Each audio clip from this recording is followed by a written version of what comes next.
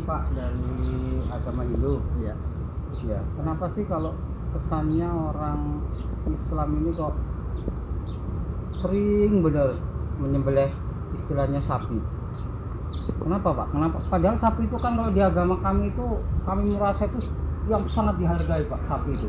Sangat kita hormati. Mohon maaf, apalagi makan Pak, kita nyembelih aja nggak ini. Sedangkan orang Islam itu tiap tahun Pak, beratus-ratus sapi itu disembelih tatkala korban. Kenapa? Itu kan seakan-akan menimbulkan sakit hati Pak dalam kami selaku orang Hindu, orang agamanya Hindu. Coba Bapak penjelasannya apa? Saya ingin tahu ini Pak, penjelasannya kayak mana coba? Oh, jadi ada masalah tentang perbedaan dari cara pandang tentang hewan. Iya. Itu enggak. Sebetulnya dari agama kami sebetulnya sama sih. Ada yang hewan yang nggak boleh, ada yang boleh, sama saja. Ya kebetulan agama kami kan kalau kurban sapi atau kambing dan lain itu kan boleh kan. Jadi ketika ada di situ wilayah yang intinya ada hewan yang dihormati seperti sapi, itu budaya lokal kan bisa boleh untuk tidak disembelih, contohnya di kudus itu kan ada. Artinya kalau masalah seperti itu jangan diperdebatkan. Mari kita sama-sama cari titik temunya supaya tidak jadi masalah tentang masyarakat dengan pandangan yang negatif. Ya, jadi kemana Pak kita cari titik temunya nih? Kalau saya dengar penjelasan di Bapak itu terus terang saya belum puas Pak. Ya boleh-boleh aja nanti. Ayo kita berarti kita cari titik temu supaya nanti kita bisa menyampaikan ke masyarakat dengan yang sebaik-baiknya ya Pak. Siap. Ayo. Berarti kita perlu datang ke konselor nih Pak. Ya. Ayo, berarti kita ke Bandar Lampung ini ya. ada tempat konselor Pak. Ada. Ayo, sekarang kita ke sana Pak, bareng-bareng sepakat ya Pak ya. Ayo.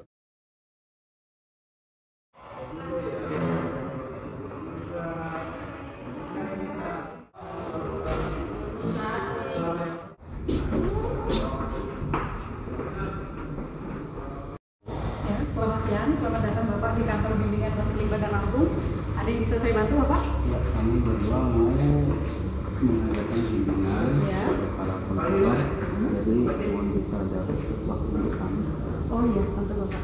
Mari Bapak. Bagaimana Pak? Bisa ada yang kami bantu? Ya, terima kasih sebelumnya Bapak-bapak semuanya. Jadi kami berdua ini mau konsultasi terkait tadi kami sudah berdiskusi masalah dalam Hindu itu kan tidak memakan sapi, dari sapi bisa yang besar itu dosa menjadi dapat korban.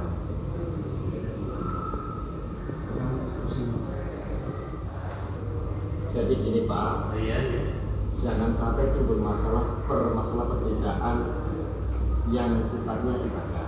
Jadi minta solusinya, pendapatnya dari kedua bapak ini supaya tidak menimbulkan kerancuan dan masalah baru di masyarakat. Terkait tadi kurban yang dilaksanakan oleh umat muslim ya dengan menggunakan sapi, itu seharusnya kita tidak istilahnya mengambil poin yang negatif terkait dengan hal tersebut, karena istilahnya keyakinan kita itu sudah berbeda. Yang penting pada maknanya setiap umat beragama itu berkurban itu dengan niat dan tujuan yang baik. Di Hindu pun seperti itu, ada berkurban namun dengan tata cara yang berbeda seperti itu. Mungkin hanya sebatas itu dulu yang dapat saya sampaikan kepada bapak-bapak, karena keterbatasan waktu dan sebagainya nanti bisa disampaikan lagi oleh yang lainnya seperti itu. Ya, jadi bapak-bapak sekalian,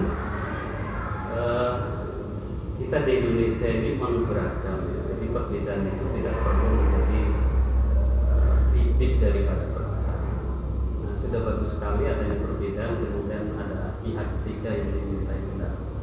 Nah, masalah kurban dengan sapi, kurban itu ibadah dalam umat Islam, Pak Yusuf ya. Nah, ibadah itu tujuannya adalah kebaikan. Islam sendiri ibadah itu ya, kadang memiliki kelonggaran, termasuk dalam hal berkurban ini. Berkurban bisa dengan binatang sapi, berkurban bisa dengan kambing, berkurban bisa dengan unta ya. Gitu. ketika menjawabkan keyakinan itu, seseorang hendaknya memperhatikan pada lingkungannya tanpa mengungkapkan keyakinan. Demikian saya kira bapak-bapak tetap bersama-sama, tetap bersahabat. Terima kasih bapak-bapak sudah memberikan masukan kepada kami berdua.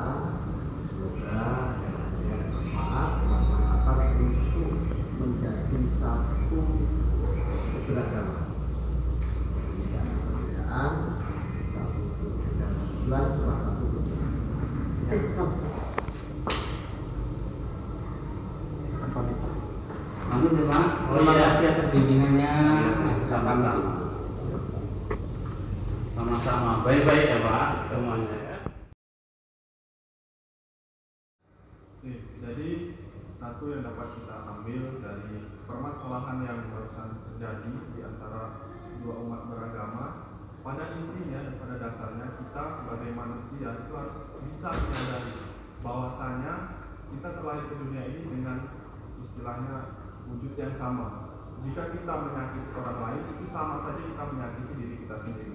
Karena kita atau saya adalah kamu dan kamu adalah aku, bukan mereka. Jadi aku dan kamu adalah kita. Seperti itu. Terima kasih. Sekian. Kesalahan pribadi menunjukkan kesalahan sosial, dan kesalahan sosial salah satu wujudnya adalah teposbiro kita dan kemengertian kita kepada lingkungan. Berbeda bukan kesalahan, tapi berbeda merupakan anugerah dari Tuhan kepada kita untuk bisa lebih baik menjalani kehidupan bersama. Terima kasih, salam kerukunan, semangat menjaga persatuan.